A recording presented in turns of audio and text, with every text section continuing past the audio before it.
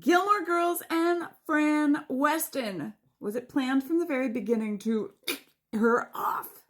Because it's kind of weird, you know, just to have a character and then just to her off. First, I wasn't one of the writers on the show, so I don't know definitively, but I did send a message to Sheila Lawrence. By the way, my name is Valerie. I was the key set costumer on Gilmore Girls, and I share a lot of fun facts from behind the scenes. I am hoping that Sheila gets back to me before the end of this video, and if she doesn't, I will be responding in the comment section, so please make sure to add this to your favorite. But I do know a little bit about how these things work.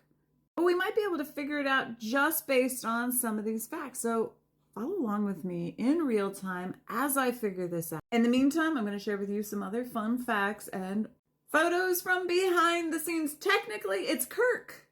But really, in reality, it's actually a photo double dressed up to look like Kirk under the casket. Why didn't we just use Sean Gunn? Well, probably because he wasn't on set that day, and if he was on set, he was probably doing something else. Now we're going to use a little bit of logic to figure out if they hired Fran just so they could do that to her. A typical season of Gilmore Girls, the writers would get together just after the season ended and would go on a little mini retreat where they would plan out whatever was going to happen in the next season.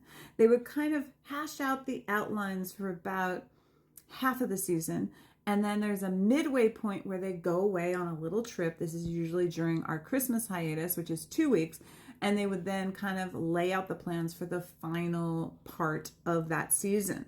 Now, if Fran Weston were to have been a character that they were going to introduce so that they could her off, they probably would have introduced her within that season, or maybe even like towards the end of the previous season. Now let's check out her IMDb. Fran Weston was played by Linda Porter, and a lot of times when an actor auditions for a role, they know in advance that they are going to be off. We could ask her, except she passed away in 2019. How many episodes of Gilmore Girls did Linda do? I got a fun fact about Linda that's not on her IMDb. Her real life son is an actor and was on Gilmore Girls. Can you guess which character? I remember when she came on the show and she said, you know, my son is Max Perlich. And I was like, oh my God, your son is Rune. Let's check how many episodes of Gilmore Girls did Linda do. She was in 3 episodes starting in 2001 and ending in 2003. But how do those episodes pan out? Is it like the tail end of one season and the very beginning of the next? The first time we see her is season 2, episode 3 and season 2, episode 8.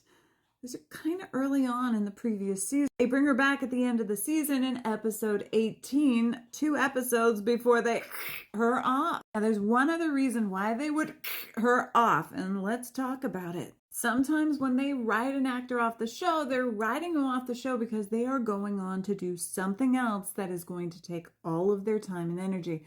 But it looks like the thing that she did right after Gilmore Girls was only 1 episode. It's not looking like they wrote her off because she was unavailable. Let me know what you think, but here are my thoughts. I think they added Westons to the script because they needed a place for Lorelai to go when she was having troubles with Luke. And it wasn't until they wrote her into season 3, episode 18 that they knew that they were gonna her off.